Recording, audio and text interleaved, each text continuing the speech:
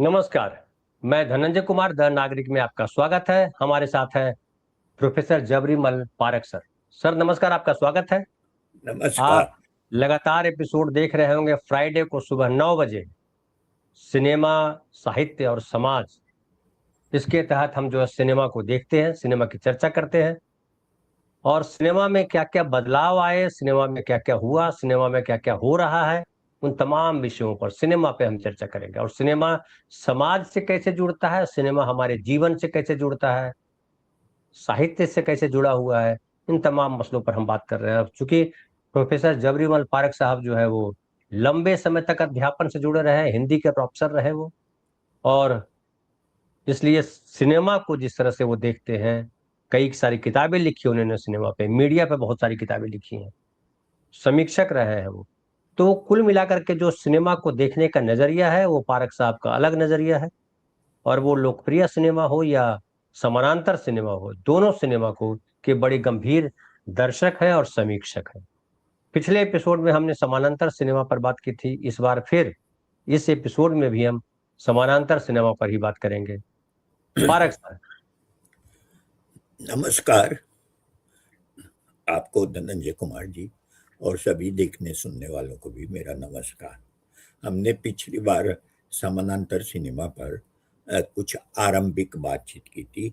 ये बताया था कि वे कौन सी परिस्थितियां थी। परिस्थितियों का मतलब है कि वे कौन से कारण थे जिसके कारण एक नई तरह की ए, धारा सिनेमा के अंदर प्रकट हुई, जिसे न्यू वेव सिनेमा या समानांतर सिनेमा कहा।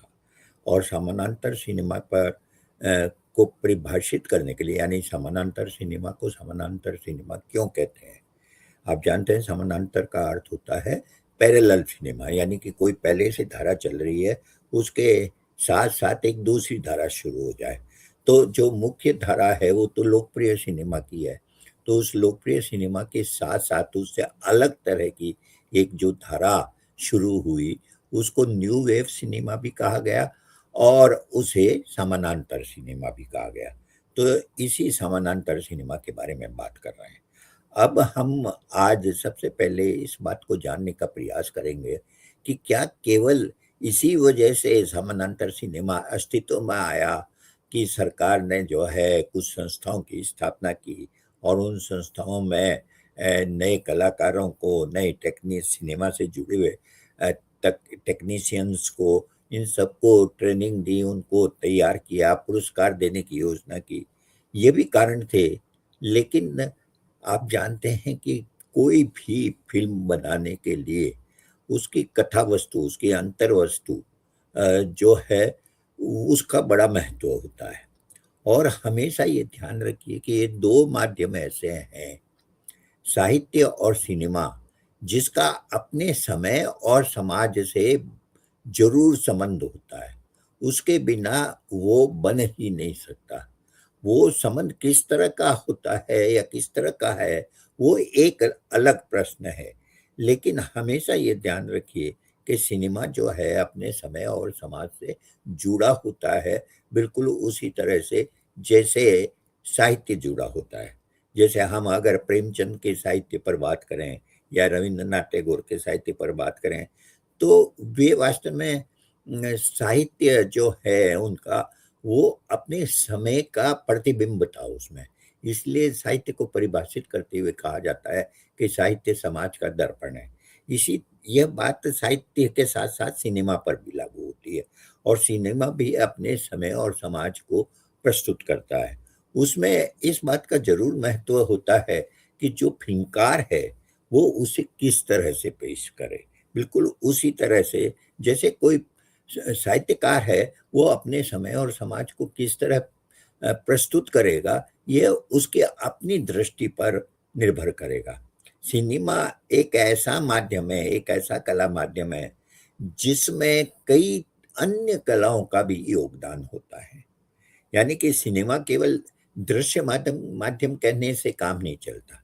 उसमें अभिनय कला का महत्व होता है, उसमें फोटोग्राफी का, सिनेमेटोग्राफी का महत्व होता है, उसमें जो है ध्वनियों का बड़ा महत्व होता है, उसमें गीत और संगीत का बड़ा महत्व होता है, उसमें जो अभी जहां पर सारी फिल्माई जाती है, चाहे वो इंडोर हो या आउटडोर, उसका बड़ा महत्व होता है। तो इन सब के लिए एक तरह से तैयारी करनी होती है, ट्रेनिंग देनी होती है। कुछ परंपरागत तरीके होते हैं जिसका पालन वे फिल्मकार करते रहते हैं, जिनमें कुछ नया कहने के लिए नहीं होता, लेकिन जो कुछ नया कहना चाहते हैं, बिल्कुल जैसे साहित्य के अंदर जो नया कहना चाहते हैं, वो पुराने तरीकों से भिन्न नए तरीकों की खोज करते हैं। ये बात सिनेमा पर भी लागू होती है। सिनेमा में भी जो फिल्मकार है, वो नए तरीकों की खोज करते हैं, नई बात नए तरीके से कहने का प्रयास करते हैं। कभी भी अगर किसी कलाकार के पास कुछ नया कहने को है, तो वो उस नए को नए तरीके से कहने के लिए भी प्रयास करेगा। ये जो न्यू वेव सिनेमा कहा जा रहा है, नई लहर का सिनेमा कहा जा रहा है या नया सिनेमा कहा जा रहा है, वो इसीलिए कहा जा रहा है क्योंकि उनके पास कुछ नया कहने को है और उस नए के लिए वो नए तरीके खोजते हैं। और अगर आप इस समानांतर सिनेमा के दौर में जो फिल्में बनी हैं, उन फ़िल्मों को उससे पहले की जो पॉपुलर सिनेमा है, उससे तुलना करें, तो आपको मालूम पड़ेगा कि केवल कथ्य का ही अंतर नहीं है, बल्कि कहने का ढंग, जिसे साहित्य की भाषा में कहते हैं अंदाज़े बयाँ, वो अंदाज़े बयाँ कहने का ढंग भी बिल्कुल अलग तरह का होता है। वो वहाँ पर कैमरा बिल्कुल अलग तरह से काम करता है, उसमें वो शब्दों का इस्तेमाल बिल्कुल अलग ढंग से करते हैं, अभिनय का इस्तेमाल बिल्कुल अलग ढंग से करते हैं।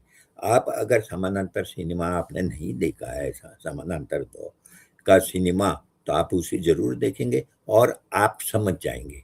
जैसे अगर श्याम बेनेगल की फ़िल्म देखेंगे आप और उसको सुभाष घई या प्रकाश मेहरा की फ़िल्म से तुलना करेंगे, तो आपको अंतर मालूम पड़ जाएगा कि ये जो है इन दोनों के पास में, प्रकाश मेहरा और मनमोहन देसाई के पास में जो कहना है, उसको कहने का एक परंपरागत लोकप्रिय तरीका है। श्याम बेनेगल उस तरह से नहीं कहते। श्याम बेनेगल के कहने का तरीका बिल्कुल दूसरा है। श्याम बेनेगल और इसी तरह से जो दूसरे बहुत सारे गोविंद निहलानी को ले सकते हैं, और इन श्याम बेनेगल और गोविंद निहलानी का जो तरीका है, उससे बिल्कुल अलग तरीका आपको मणि कौल में मिलेगा, अवतार कौल में मिलेगा, कुमार साहनी में मिलेगा। ये सब श्याम बेनेगल, बासु चटर्जी, गोविंद निहलानी, बासु भट्टाचार्य, ये सब प्रकाश झा, ये सब जो फिल्मकार हैं, ये नए तरह का सिनेमा बना रहे थे, लेकिन ये नए तरह का सिनेमा एक तरह का सिनेमा नहीं था। वो उसमें भी अलग-अलग तरह की शैलियाँ थी। गोविंद निहलानी की शैली वह नहीं है, जो श्याम बेनेगल की है, जबकि श्याम बेनेगल की बहुत सारी फ़िल्मों में गोविंद निहलानी ने जो है उसका छायांकन किया है, सिनेमेटोग्राफर भी रहे हैं। इसी तरह से आप देखेंगे कि मणि कौल की फ़िल्म जो है, वो श्याम बेनेगल की फ़िल्म से बिल्कुल अलग तरह की फ़िल्म है। ये जो फ़िल्म की भाषा का अंतर है, ये खुद अपने में एक बहुत बड़ा विषय है, और उस फ़िल्म की भाषा का जो अंतर है, समानांतर सिनेमा में उसका ज़बरदस्त विकास हुआ है। और ये ऐसा नहीं है कि सिर्फ़ समानांतर सिनेमा में ये अंतर ही दिखाई देता है। अगर आप पहले की फ़िल्मों को देखें, जैसे अगर बिमल रॉय की फ़िल्मों को देखें, तो बिमल रॉय की फ़िल्में भी ये ज़रूर है कि वो मेलोड्रामा का इस्तेमाल किया गया है, लेकिन बिमल रॉय जो है परंपरागत तरीके इस्तेमाल नहीं करते। उनके सिनेमा की भाषा भी अलग है और बहुत ही प्रभावशाली है। लेकिन अगर हम बिमल रॉय की तुलना के आसिफ से करें और मुगले आजम से करें, तो आपको बिल्कुल एक अलग तरह की भाषा नज़र आएगी। सिनेमा की भाषा की बात कर रहा हूँ मैं। तो इस तरह से आप देखेंगे कि सिनेमा के अंदर सिनेमा की एक नई भाषा की खोज, नए कथ्य के साथ, और ये नया कथ्य कहाँ से आ रहा था? ये आ रहा था हमारे समाज और समय में जो बदलाव हो रहे थे। वो समय और समाज में क्या बदलाव हो रहे थे, इसे भी जानने की ज़रूरत है। जैसे उदाहरण के लिए ये जैसा मैंने बताया कि समानांतर सिनेमा की शुरुआत जो है 7वें दशक से हुई। जवाहरलाल नेहरू की मृत्यु जो है वो 1964 में हो गई थी, 27 मई 1964 को। और उसके बाद भारतीय राजनीति में कई सारे बदलाव हुए। सबसे बड़ा बदलाव तो ये हुआ कि नए जो प्रधानमंत्री बने लाल बहादुर शास्त्री, उनको सबसे पहले पाकिस्तान के साथ एक युद्ध लड़ना पड़ा 1965 में। उसके बाद में उनकी मृत्यु हो गई ताशकंद में। फिर इंदिरा गांधी जो है प्रधानमंत्री बनी, जो जवाहरलाल नेहरू की बेटी थी, जो लाल बहादुर शास्त्री के मंत्रिमंडल में सूचना और प्रसारण मंत्री रह चुकी थी। और उसके बाद में इंदिरा गांधी के सत्ता में आने या प्रधानमंत्री बनने के बाद में कुछ परिस्थितियां इस तरह की हुई कि कई तरह के आंदोलन शुरू हुए। कुछ तो इस कारण से हुए क्योंकि बेरोजगारी बढ़ रही थी, महंगाई बढ़ रही थी, भूखमरी बढ़ रही थी और जनता में असंतोष पैदा हुआ। जनता चाहती थी कि उनकी तकलीफों का, उनके कष्टों का निवारण हो, लेकिन वो निवारण नहीं हो पा रहा था, इसलिए कई जन आंदोलन हुए। और ये जन आंदोलन जो हुए उसमें विद्यार्थियों के जन आंदोलन हुए, उसमें मजदूरों के जन आंदोलन हुए। अच्छा, इसी दौर में कुछ कहना चाहिए कि ये भयंकर सूखा भी पड़ा राजस्थान में और दूसरे राज्यों में सूखा भी पड़ा। इसके कारण किसानों को भी काफी कष्ट से गुजरना पड़ रहा था। ये सब हालात ऐसे थे जिसके कारण असंतोष बढ़ता जा रहा था, असंतोष बढ़ता जा रहा था। और कांग्रेस की सरकार जो है उनकी वह लोकप्रियता नहीं रही जो कि जवाहरलाल नेहरू के समय थी। और इसके कारण कई क्षेत्रीय दल उभरने लगे जो किसानों का, मध्य वर्गीय किसानों का प्रतिनिधित्व करते थे। और इस तरह से जो नए दल सामने आए उन्होंने कांग्रेस को चुनौती देना शुरू किया। और 1967 के बाद में परिस्थितियां कुछ इस तरह की बनी कि लोकसभा में तो कांग्रेस को बहुमत मिल गया, लेकिन कुछ विधानसभाओं में जो है संयुक्त विधायक दल की सरकारें बननी शुरू हुई। यह असंतोष जो है वो दूसरे रूपों में भी सामने आया, जैसे कि 1971 में फिर पाकिस्तान के साथ युद्ध हुआ, बांग्लादेश का निर्माण हुआ, भारत की विजय हुई, पाकिस्तान के 2 टुकड़े हो गए। ये एक बहुत बड़ी सफलता थी। लेकिन इसके साथ-साथ जो हमारी आर्थिक परेशानियाँ थी, उसमें कोई कमी नहीं आई और उसके कारण जो है असंतोष बढ़ता गया। और फिर एक आंदोलन पहले गुजरात में और फिर बिहार में जन आंदोलन शुरू हुए, जिसमें विद्यार्थियों ने काफ़ी बड़ी संख्या में भाग लिया। और एक जो और महत्वपूर्ण काम हुआ वो यह है कि रेल हड़ताल हुई। पहली बार आज़ाद हिंदुस्तान में रेल कर्मचारियों ने इतने बड़े पैमाने पर हड़ताल की थी जो इससे पहले कभी नहीं हुई। इन सब परिस्थितियों ने जो है जनता में जो असंतोष पैदा किया, जो मजदूरों के आंदोलन हुए, जो विद्यार्थियों के आंदोलन हुए, उसने जो सत्ता थी, उस सत्ता के प्रति जो असंतोष व्यक्त किया, वो असंतोष साहित्य के माध्यम से भी व्यक्त हुआ और सिनेमा के माध्यम से भी व्यक्त हुआ। तो ये हमेशा ध्यान रखें कि ये जो समानांतर सिनेमा है, ये कोई हवा में पैदा नहीं हुआ था। ये सिर्फ फिल्म एंड टेलीविजन इंस्टीट्यूट के बनने से पैदा नहीं हुआ था। ये और फिल्म वित्त निगम की मदद से फिल्में बन रही थी, इससे पैदा नहीं हुआ था। वो इसलिए भी पैदा हुआ क्योंकि जनता के असंतोष को इस दौर के फिल्मकारों ने, जो नए फिल्मकार आ रहे थे, वो उसे अभिव्यक्ति दे रहे थे। और ये केवल हिंदी सिनेमा में नहीं हो रहा था, ये भारत की लगभग सभी भाषाओं में, बंगाल में भी हो रहा था, मलयालम में हो रहा था, तमिल और तेलुगु में हो रहा था, उड़िया और असमी में भी हो रहा था। और कई नए फिल्मकार जो है सामने आ रहे थे और वो जनता के असंतोष को, जनता के अंदर जो परिस्थितियां पैदा हो रही थी, उसको अपने ढंग से अभिव्यक्त कर रहे हैं। तो इस तरह से आप देखेंगे कि समानांतर सिनेमा ने जो है वो अपने समय और समाज को अभिव्यक्ति दी। हमेशा ध्यान रखिए कि साहित्य और सिनेमा कोई ऐसा नहीं है कि इधर दो और दो चार नहीं होता सिनेमा और साहित्य में। वो हमेशा अपने ढंग से व्यक्त करता है।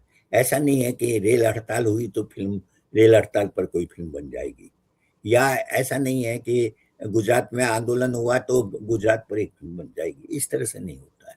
वो कई अलग अलग रूपों में उसकी अभिव्यक्ति होती है, जिसे हम देख सकते हैं। जैसे उदाहरण के लिए हिंदी में समानांतर की सिनेमा की शुरुआत, जैसे मैंने बताया कि कुछ लोग तीसरी कसम से मानते हैं जो 1966 में बनी, लेकिन ज्यादातर लोग ये मानते हैं कि 1969 में तीन फिल्में बनी हिंदी में।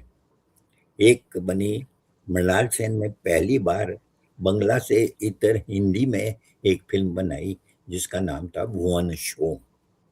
वो भुवन शोम जो है वो गुजरात की पृष्ठभूमि में बनाई गई थी। इसी तरह से दूसरी फिल्म जो महत्वपूर्ण फिल्म बनी वो बासु चटर्जी ने बनाई थी, सारा आकाश।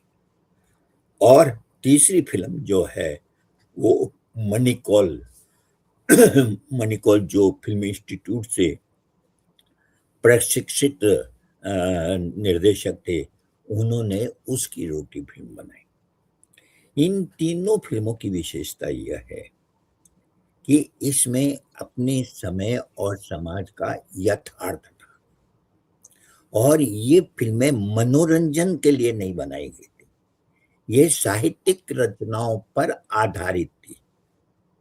मृणाल सेन ने जो फिल्म बनाई थी भुवन शोम, फिल्म तो उन्होंने हिंदी में बनाई, लेकिन उसकी कहानी जो थी वो एक बंगला लेखक की कहानी पर आधारित थी, और उसको उन्होंने हिंदी में फिल्माया था। और पृष्ठभूमि जो थी, यानी लोकेल जो था फिल्म का, वो गुजरात था।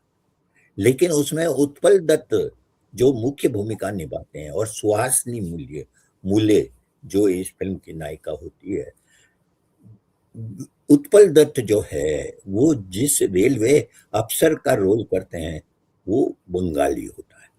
तो इस तरह से आप देखेंगे कि एक नए तरह का। और किस फिल्म की कहानी क्या है? फिल्म की कहानी है एक, ये जो सुहासिनी मूल्य ने जिसका रोल किया उसका पति जो है रेलवे में कर्मचारी है, लेकिन उसको लेकर बहुत सारी शिकायतें हैं, और उसी पर एक फिल्म बनाई है उन्होंने। बिल्कुल एक, मतलब वो यथार्थ भी है, उसमें रोमानियत भी है। इसी तरह से सखा आकाश जो राजेंद्र यादव हिंदी के एक बहुत बड़े कथाकार थे, उनके सबसे पहले उपन्यास जो सारा आकाश के नाम से ही प्रकाशित हुआ था, उस पर उन्होंने फिल्म बनाई, जो एक मध्य वर्ग, बल्कि कहना चाहिए कि निम्न मध्य वर्ग परिवार की कहानी है, जिसमें एक युवक है, वो उस युवक की शादी की कर दी जाती है उसके परिवार द्वारा।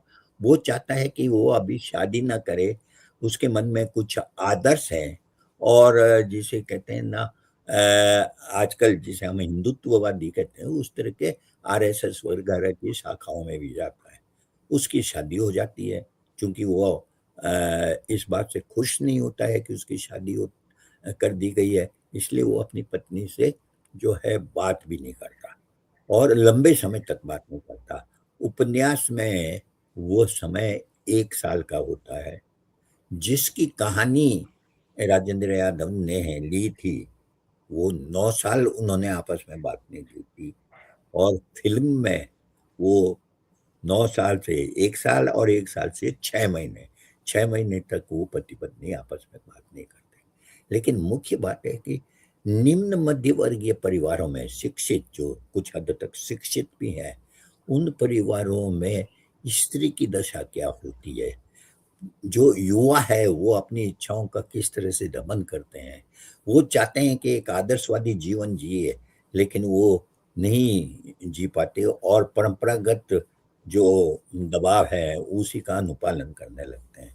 तो लेकिन ये फ़िल्म बहुत ही प्रभावशाली थी। प्रभावशाली इसलिए कि एक तरह से उसमें जो पहले से चला आ रहा जीवन रूप था, उस जीवन यथार्थ की को प्रस्तुत भी किया गया और उसे क्रिटिकली प्रस्तुत किया गया, यानी कि उसकी आलोचना भी की गई थी और वो बहुत प्रभावशाली था। राकेश पांडे उसमें थे और मधु करके नई अभिनेत्री थी, उसने मुख्य भूमिका निभाई थी। एक यहाँ राकेश पांडे जी की भी पहली फिल्म थी वो।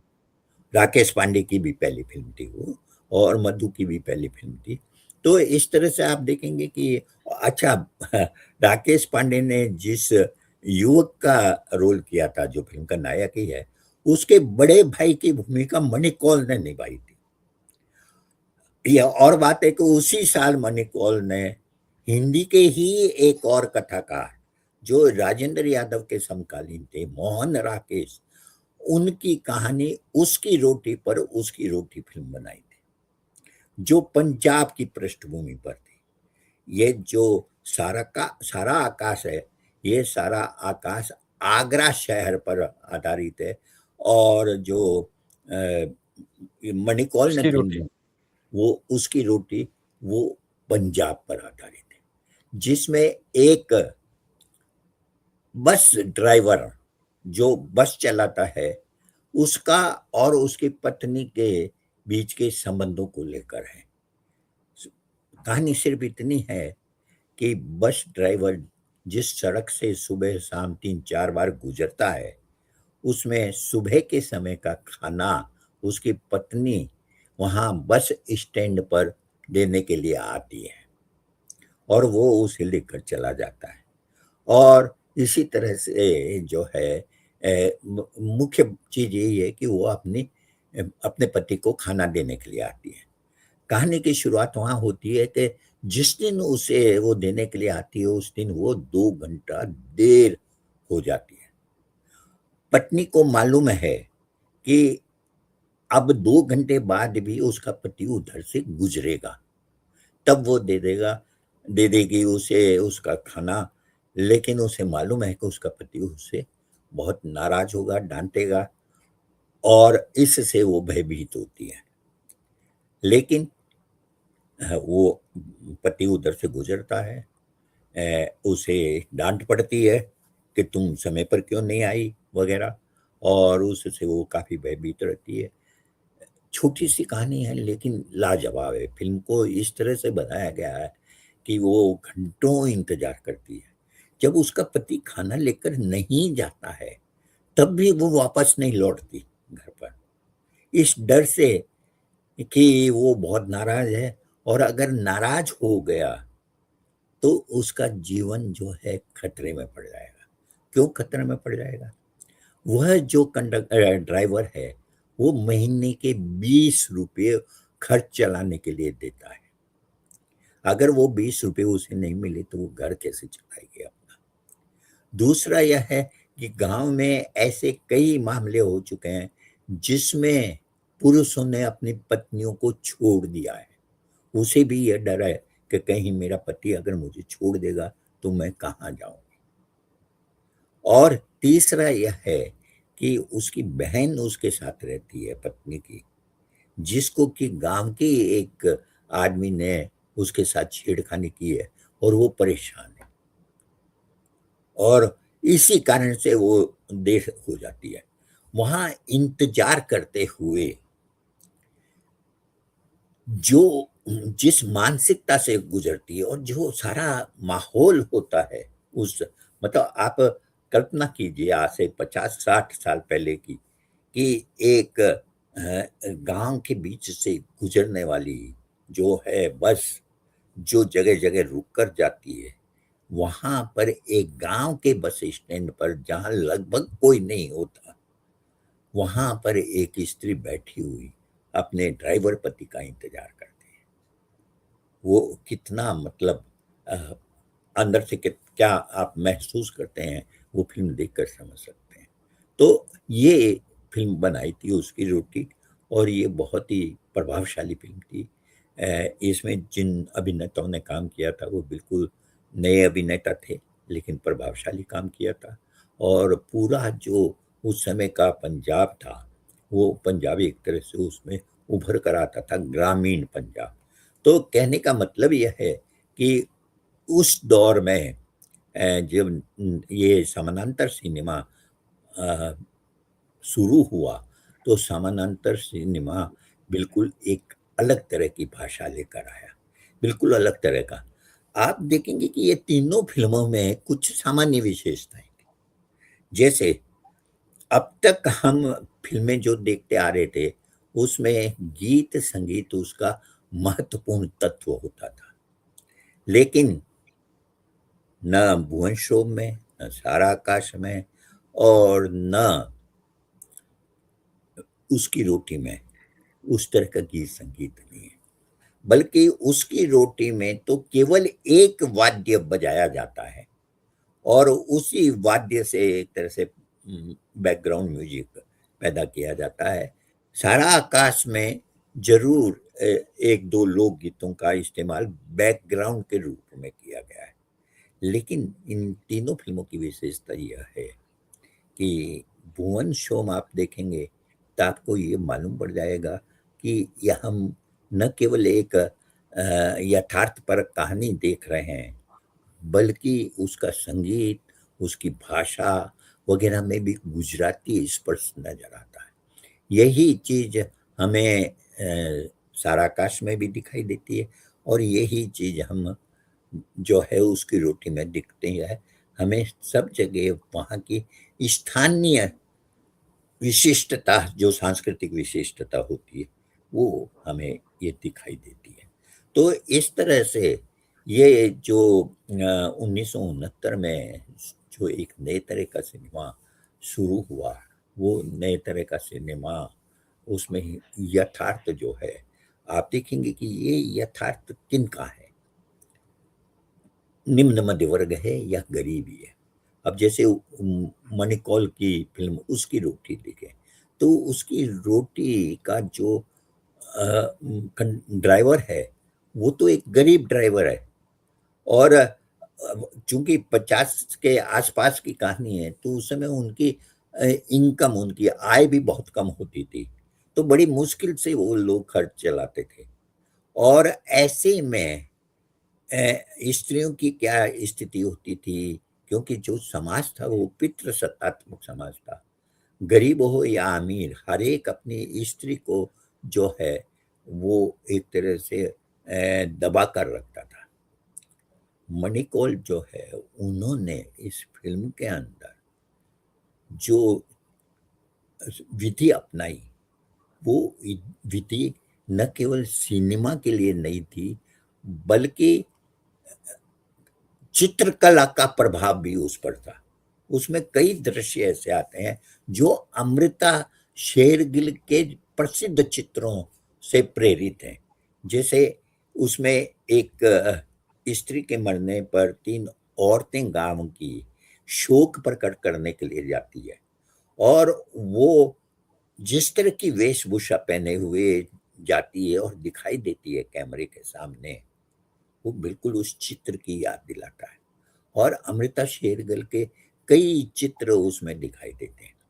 दूसरा क्या है कि उसका पति जो है, वो और पत्नी के जो बिंब बनाए गए हैं, वो बिंब जो है वो भी बिल्कुल अलग तरह के हैं। स्त्री के जो बिंब हैं, वो हमेशा काम करते हुए स्त्री के बिंब हैं, और पुरुष के जो बिंब है, उसमें एक तरह की कठोरता दिखाई देती है, खाता हुआ, शराब पीता हुआ, आदेश देता हुआ, जबकि वो भी एक मामूली सा ड्राइवर ही है।